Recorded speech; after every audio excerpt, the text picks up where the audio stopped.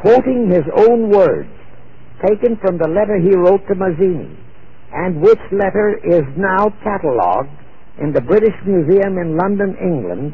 He said, "We shall unleash the nihilists and the atheists, and we shall provoke a great social cataclysm which in all its horror will show clearly to all nations the effect of absolute atheism, the origin of savagery and of most bloody turmoil.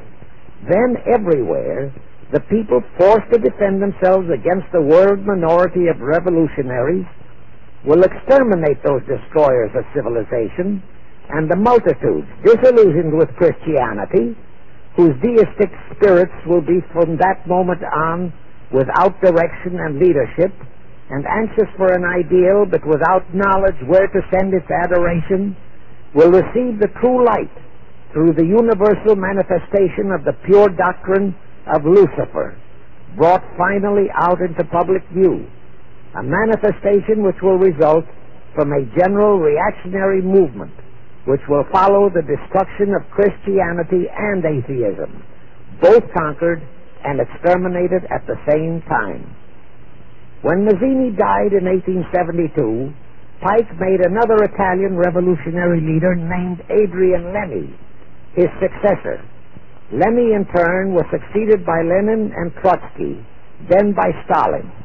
The revolutionary activities of all those men were financed by British, French, German, and American international bankers, all of them dominated by the House of Rothschild. We are supposed to believe that the international bankers of today, like the money changers of Christ's day, are only the tools or agents of the great conspiracy, but actually they are the masterminds behind all of it. While the general public has been brainwashed by all the mass communications media into believing that communism is a movement of the so-called workers, the actual fact is that both British and American intelligence officers have authentic documentary evidence that international liberals operating through their international banking houses, particularly the House of Rothschild, have financed both sides in every war and revolution since 1776. Those who today comprise the conspiracy, the CFR in the United States, direct our governments, whom they hold in usury through such methods as the Federal Reserve System in America, to fight wars such as Vietnam, created by the United Nations, so as to further Pike's Illuminati plans to bring the world to that stage of the conspiracy when atheistic communism and the whole of Christianity can be forced into an all-out Third World War within each remaining nation, as well as on an international scale. The headquarters of the great conspiracy in the late 1700s was in Frankfurt, Germany, where the House of Rothschild had been established by Mayer Anschelm, who adopted the Rothschild name and linked together other international financiers who had literally sold their souls to the devil. After the Bavarian government's exposure in 1786, the conspirators moved their headquarters to Switzerland, then to London. Since World War II, after Jacob Schiff, the Rothschild's boy in America, died, the headquarters of the American branch has been in the Harold Pratt Building, New York, and the Rockefellers, originally protégés of Schiff, have taken over the manipulation of finances in America for the Illuminati. In the final phases of the conspiracy, the one-world government will consist of the King Dictator, head of the United Nations, the CFR, and a few billionaires, economists, and scientists who have proved their devotion to the great conspiracy. All others are to be integrated into a vast conglomeration of mongrelized humanity, actually slaves. Now let me show you how our federal government and the American people have been sucked into the one-world takeover plot of the Illuminati great conspiracy. And always bear in mind that the United Nations was created to become the housing for that one world so-called liberal conspiracy. The real foundations of the plot for the takeover of the United States were laid during the period of our Civil War. Not that Weishaupt and the earlier masterminds had ever overlooked the New World. As I have previously indicated, Weishaupt had his agents planted over here as far back as the Revolutionary War.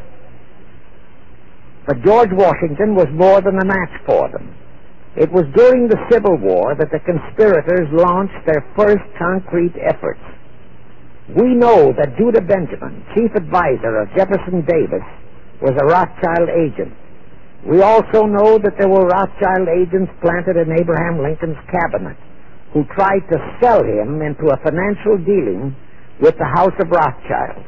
But old Abe saw through the scheme and bluntly rejected it, thereby incurring the undying enmity of the Rothschilds, exactly as the Russian Tsar did when he torpedoed their first League of Nations at the Congress in Vienna. Investigation of the assassination of Lincoln revealed that the assassin, Booth, was a member of a secret conspiratorial group. Because there were a number of highly important government officials involved, the name of the group was never revealed, and it became a mystery, exactly as the assassination of Jack Kennedy still is a mystery.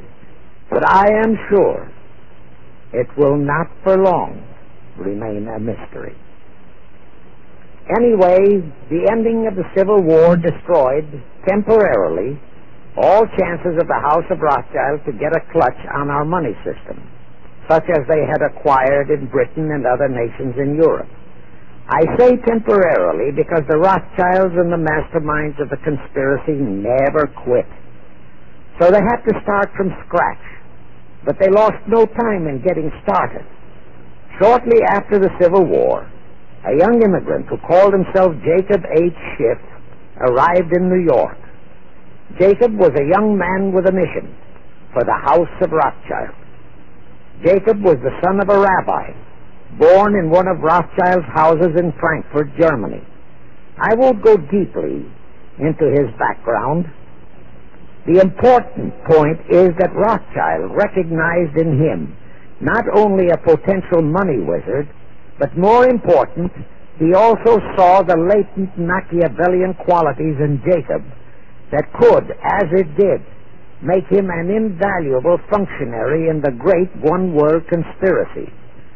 After a comparatively brief training period in the Rothschilds' London bank, Jacob left for America with instructions to buy into a banking house, which was to be the springboard to acquire control of the money system of the United States. Actually, Jacob came here to carry out 4 specific assignments. Number 1, and most important, was to acquire control of America's money system. Number 2, find desirable men who, for a price, would be willing to serve as stooges for the great conspiracy and promote them into high places in our federal government, our Congress, in the U.S. Supreme Court, and all federal agencies. Number 3, create minority group strife throughout the nation, particularly between whites and blacks. Number 4, create a movement to destroy religion in the United States, but Christianity to be the chief target.